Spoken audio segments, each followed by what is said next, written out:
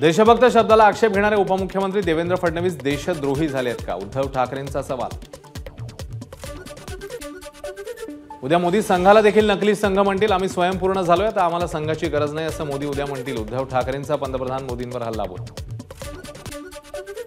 ठाकरे नावाचा माणूस भाजपला हवा असतो म्हणून त्यांनी भाडोत्री घेतलाय। उद्धव ठाकरेंची नाव न घेता राज ठाकरेंवर टीका।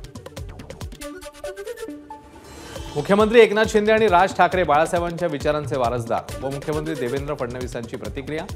बाळासाहेबांना जो भारत अपेक्षित होता तो मोदींनी तयार केला, फडणवीसांचं वक्तव्य। वंचितला त्यांच्या क्षमतेनुसार जागा दिल्या गेल्या होत्या, मात्र त्यांनी त्या न स्वीकारता मतं फोडण्याचा पर्याय निवडला। तुषार गांधी यांची वंचितचे अध्यक्ष प्रकाश आंबेडकरांवर टीका।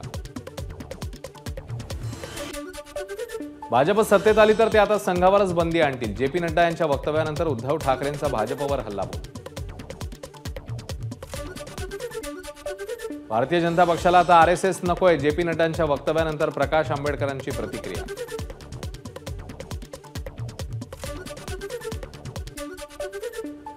जेपी नड्डा असं वक्तव्य कधीही करणार नाहीत, हे कुणीतरी पेरलेलं स्टेटमेंट आहे। जेपी नड्डांनी संघाबाबत केलेल्या वक्तव्यावर मंत्री गिरीश महाजनांची प्रतिक्रिया।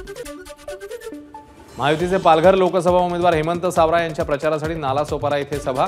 उत्तर प्रदेशचे मुख्यमंत्री योगी आदित्यनाथ यांची उपस्थिती, तर भाजप प्रदेशाध्यक्ष चंद्रशेखर बावनकुळेंनीही लावली हजेरी। उत्तर प्रदेशात गेल्या 7 वर्षात एकही दंगल झाली नाही, बुलडोजर चालवून एका दिवसात माफिया संपून टाकले। नालासोपारा इथल्या सभेत योगी आदित्यनाथांचं वक्तव्य, तर काँग्रेससह इतर विरोधी पक्षांवरही साधला निशाणा। बीडमध्ये आणि विशेषतः परळीमध्ये अधिकाऱ्यांना धमकावून बोगस मतदान आणि मतदान केंद्र ताब्यात घेण्यासारखे प्रकार झाले। निवडणूक आयोग या प्रकरणांवर निष्पक्ष चौकशी करणार का? रोहित पवारांचा सवाल।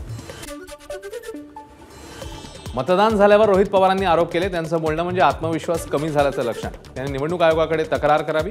रोहित पवारांच्या आरोपांना पंकजा मुंडेंचं प्रत्युत्तर। पंढरपूरच्या विठुरायाचं 2 जून पासून चरणस्पर्श करता येणार। मंदिर समिती बैठकीत अध्यक्ष गहिनीनाथ महाराज औसेकर यांची माहिती।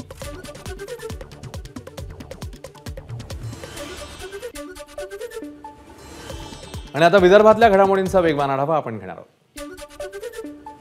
राष्ट्रवादी काँग्रेसच्या नेत्या आभा पांडेंनी भाजप आमदार कृष्णा खोपडे यांच्या मतदारसंघात ढवळाढवळ करू नये, भाजपचे शहर अध्यक्ष बंटी कुकडे यांचा इशारा। नागपूर विदर्भाला 2 दिवस पावसाचा येलो अलर्ट, हवामान खात्यानं वर्तवली वादळी पावसाची शक्यता।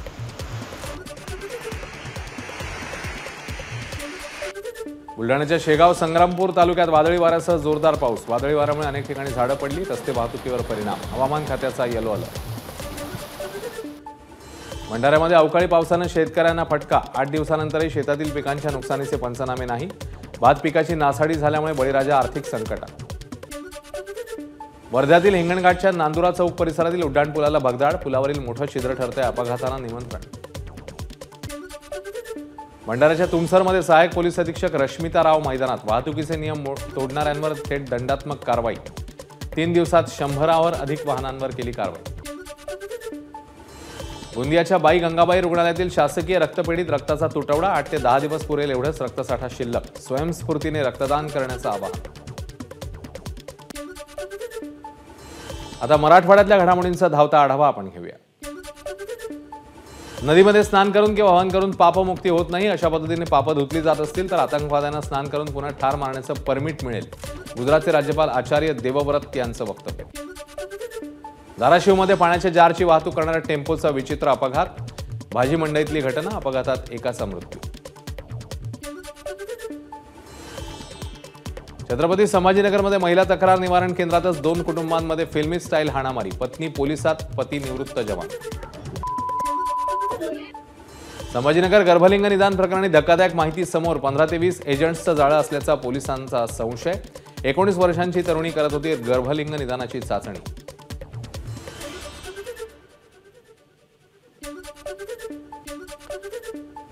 आणि आता उत्तर महाराष्ट्र आणि पश्चिम महाराष्ट्रातल्या घडामोडींचा सुपरफास्ट आढावा घेऊया। पुणे सोलापूर मार्गावर बँड पथकावर कोसळलं होर्डिंग, यामध्ये नवरदेवासाठी आणलेला घोडा जखमी, तर बँड पथकाच्या गाडीसह अन्य वाहनांचं नुकसान।